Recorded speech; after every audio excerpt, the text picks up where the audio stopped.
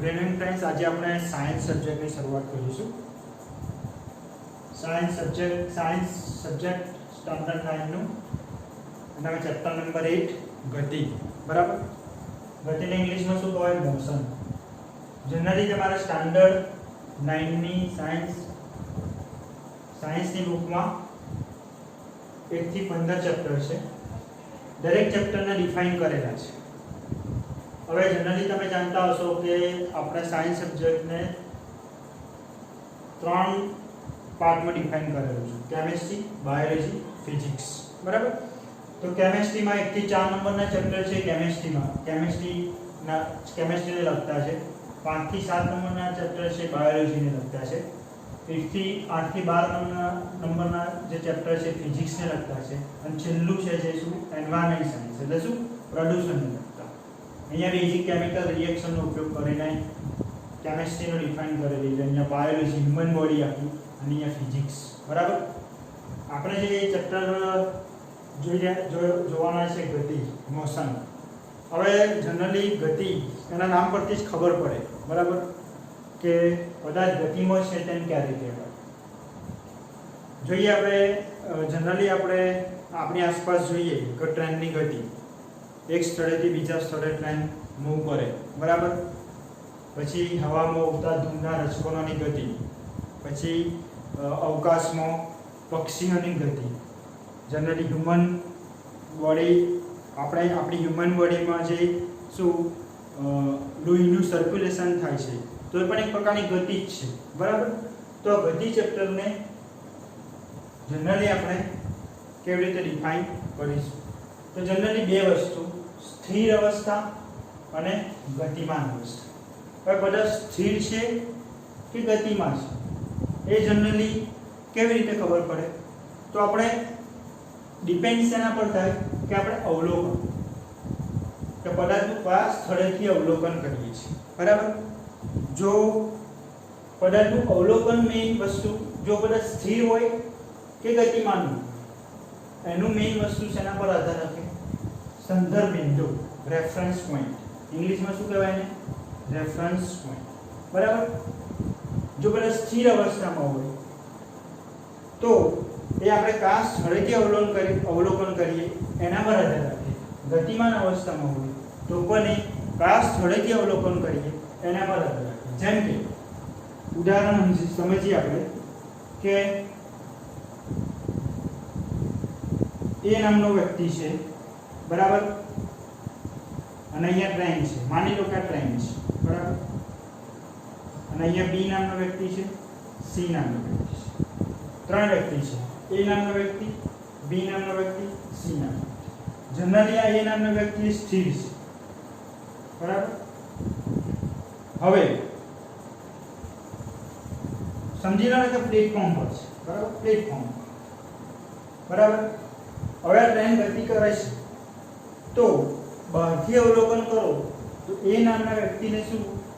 ટ્રેનમાં બેઠેલા બી અને સી નામના વ્યક્તિ ગતિમાં છે એવું લાગશે, બરાબર।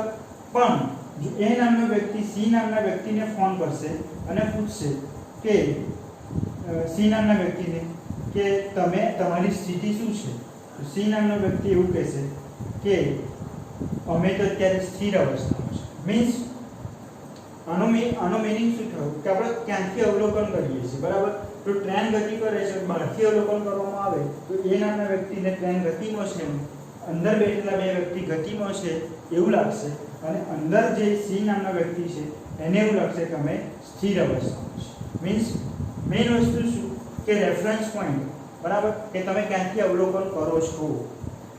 તો કદાચ ગતિમાં છે એવું કે ગતિમાં છે કે સ્થિર અવસ્થામાં છે, સ્થિર અવસ્થામાં છે કે ગતિમાન અવસ્થામાં છે, એ આધાર કે શેના પર રાખશે? રેફરન્સ પોઈન્ટ, કે તમે ક્યાંથી અવલોકન કરો છો, બરાબર। જનરલી ગતિ એટલે શું? જ્યારે કોઈ પદાર્થ સમયની સાપેક્ષે પોતાનું સ્થાન પર લે ત્યારે તે પદાર્થ ગતિમાં છે એમ કહેવાય। સમયની સાપેક્ષે પોતાનું સ્થાન, બરાબર। હવે જનરલી ગતિના 3 પ્રકારો છે। કયા? તો એક પરિમાણીય ગતિ, દ્વિપરિમાણીય ગતિ, ત્રિપરિમાણીય ગતિ। હવે એક પરિમાણીય ગતિ એટલે શું? સૂર્ય પદ પર ચાલતી ગતિ, દ્વિપરિમાણીય ગતિ એટલે વર્તુળાકાર માર્ગે ગતિ, બરાબર. હવે આ વસ્તુને સમજવી હોય તો શું તમે જાણતા હશો, જનરલી આ x અક્ષ, y અક્ષ, z અક્ષ, બરાબર.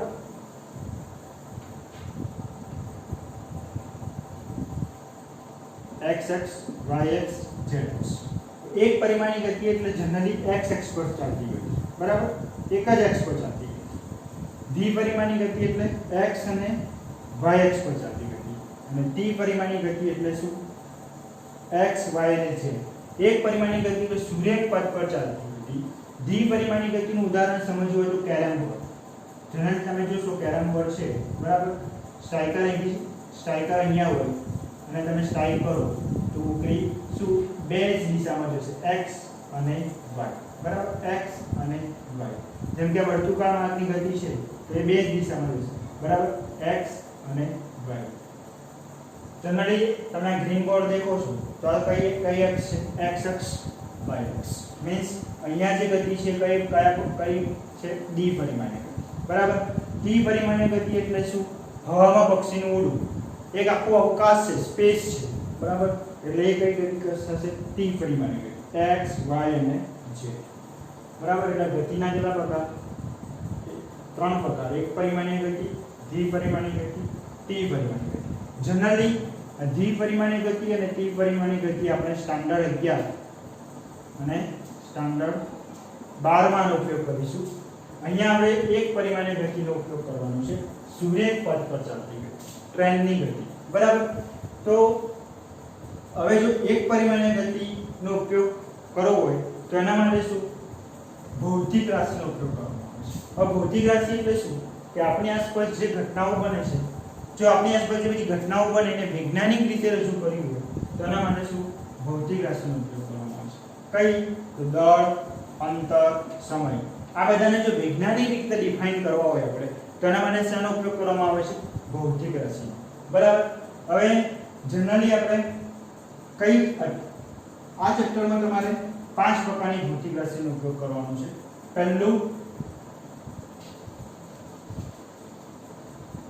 પહેલો પ્રકાર છે પથ લંબાઈ, બીજો છે સ્થાનાંતર, ત્રીજું છે વેગ, ચોથું છે પ્રવેગ,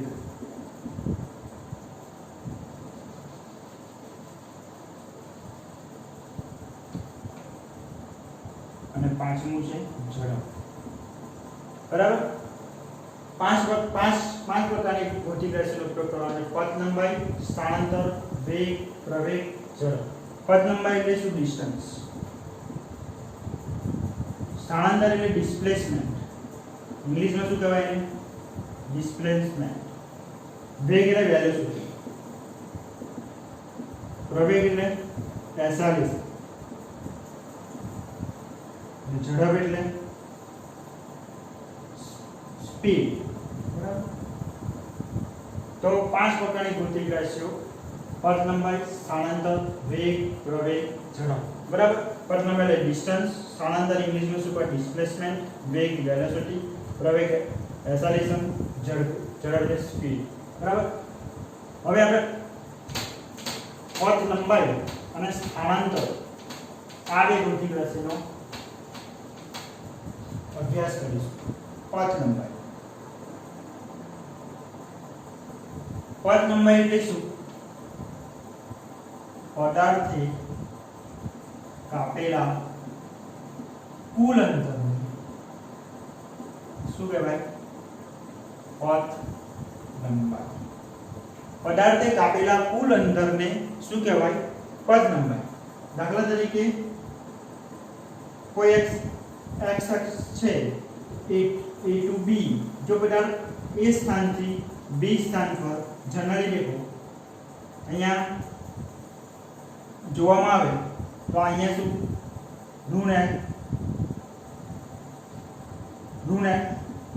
ઋણ x અક્ષ, બરાબર. અને અહીંયા જનરલી શું આવે, ધન x અક્ષ, બરાબર.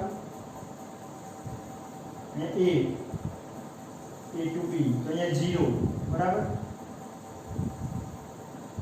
5 10 15 20 તો મીન્સ જનરલી જો પદાર્થને A to B તો મીન્સ પદાર્થે કાપેલા કુલ અંતરને શું કહેવાય પથ લંબાઈ મીન્સ પદાર્થ એક સ્થાનથી બીજા સ્થાન પર જે અંતર કાપે બરાબર તો એને શું કહેવાય પથ લંબાઈ સેકન્ડ નંબરમાં શું છે સ્થાનાંતર સ્થાનાંતર એટલે શું પદાર્થના સ્થાનમાં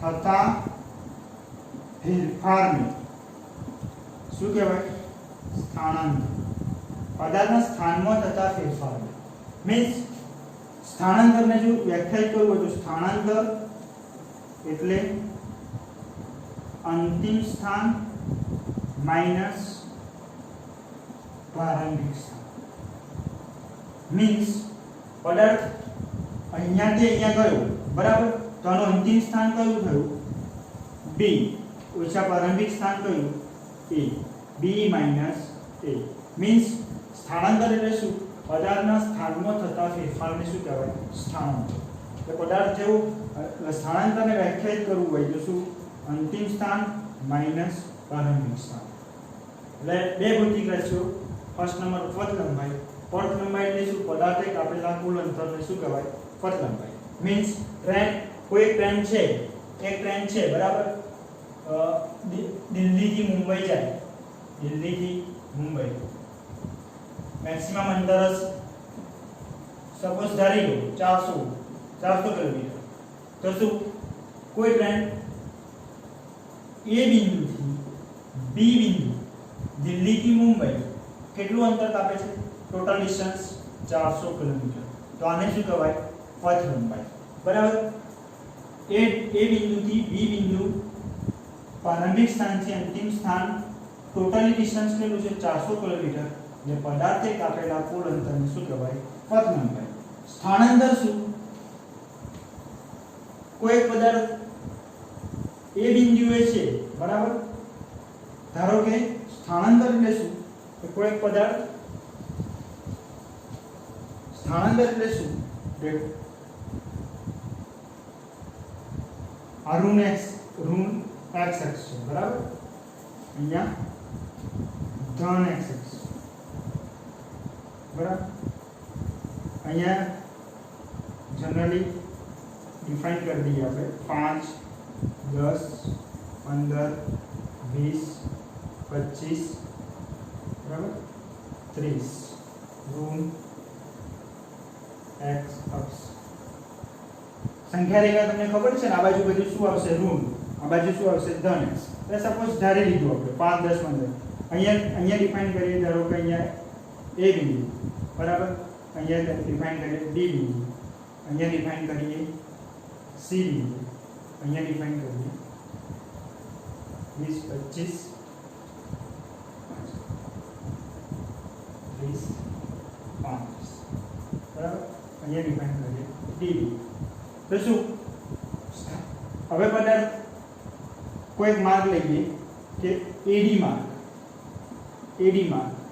તો અહીંયા સ્થાનાંતર એટલે અહીંયા પથ લંબાઈ કેટલી હશે પથ લંબાઈ વ્યાખ્યા શું પદાર્થે કાપેલા કુલ અંતરને શું કહેવાય પથ લંબાઈ એટલે પદાર્થ A to D અહીંયા પાથ કયો છે પાથ ધારો AD પાથ બરાબર AD માર્ગ આગળ પથ લંબાઈ શું હશે તો AD માર્ગ આગળ શું છે 5 D 35 તો ટોટલ કેટલું ડિસ્ટન્સ કાપે છે તો 5 10 15 20 25 30 તો શું આવશે 30 કિલોમીટર બરાબર આને કિલોમીટરમાં ધારી લો બધા 5 કિલોમીટર 10 કિલોમીટર 15 20 25 30 35 ટોટલ ડિસ્ટન્સ કેટલું આવશે 30 કિલોમીટર તો આ શું કહેવાય પથ લંબાઈ સ્થાનાંતર એટલે શું પદાર્થના સ્થાનમાં થતો ફેરફાર બરાબર સ્થાનાંતર માટે AD માર્ગ વિચારો AD માર્ગ તો સ્થાનાંતર એટલે શું સ્થાનમાં થતો ફેરફાર સ્થાનમાં થતો ફેરફાર એટલે શું અંતિમ સ્થાન માઈનસ પ્રારંભિક સ્થાન અંતિમ સ્થાન કયું છે